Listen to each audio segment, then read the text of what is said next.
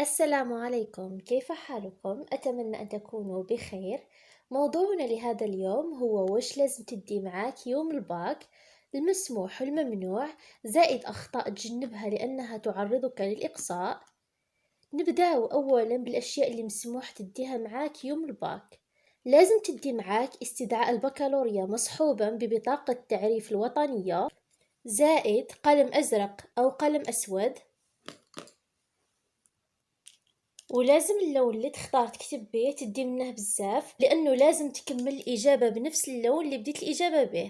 إلا بديت الإجابة باللون الأزرق لازم تكمل الإجابة باللون الأزرق، وإلا بديتها باللون الأسود تكمل الإجابة باللون الأسود. لهذا لازم اللون اللي تختاره تدي منه بزاف الأقلام باش ما تحتاج كذلك للرسم قلم الرصاص، وتحتاج كذلك مدور، ممحات، وتحتاجوا كذلك مبرات. هاد المبرات الشكل نتاعها شويه غريب، ما تبقاوش تقصيوني عليها. هذه مبرات وماشي قطعه طماطم، شوفوا. تحتاجوا كوس، منقله، ومسطره للرسم. ومسموح كذلك استخدام القلم مصحح، ولكن من الأحسن كي تغلطوا في الإجابة ديروا بين قوسين باش ما توسخوش ورقة الإجابة. ومسموح كذلك تستخدموا الغرافوز باش تلصقوا الأوراق الإضافية مع ورقة الإجابة، ولا الأوراق المليمترية اللي يعطوهم لكم في قاعة الامتحان. ومسموح كذلك تستخدموا الآلة الحاسبة، هذا النوع وهذا النوع. هذا النوع من الآلة الحاسبة مسموح تستخدمهم في الامتحان. الآن ننتقلوا للأشياء اللي ممنوع تديها معاك نهار الباك. ممنوع تدي الورق المليمتري معاك، هما اللي يعطيوك في قاعة الامتحان الورق المليمتري. وكذلك من الأحسن ما تستخدموش قلم ستابيلو، لأنه قادر ورقة الإجابة تمحى وبالتالي تضيع إجابتك. الألوان كذلك ممنوع تستخدمها في الإجابة، مسموح تستخدم فقط اللون الأزرق أو اللون الأسود.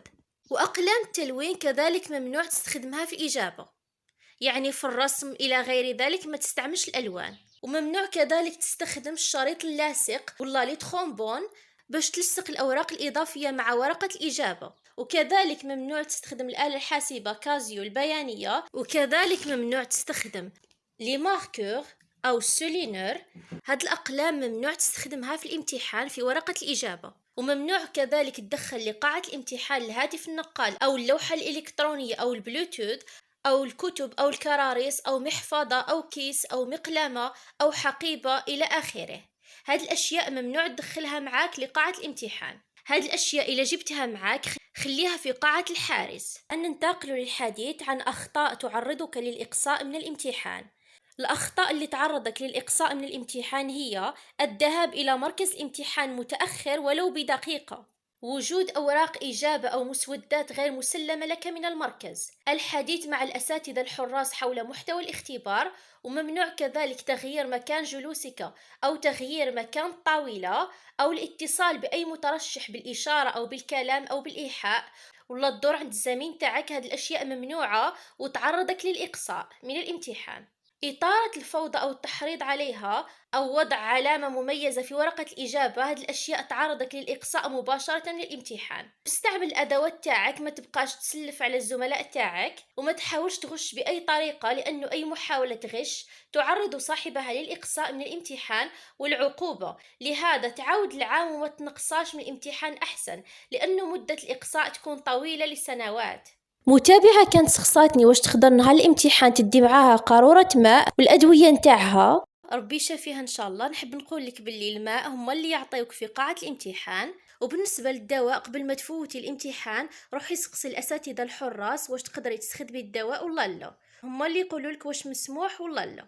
لازم تخبريهم قبل ما يبدا الامتحان. وربي يشافيك ان شاء الله وينجحك وينجحكم كامل يا رب. وفي الأخير، امتحان البكالوريا امتحان عادي، تجنب الوقوع في الأخطاء التي ذكرتها. راجعوا الدروس تاعكم مليح وتوكلوا على الله سبحانه وتعالى، وروحوا تجوزوا الباك. كونوا مرتاحين باش ما يأثرش القلق أو الخوف على النتائج تاعكم، وتحققوا نتائج رائعة بإذن الله تعالى.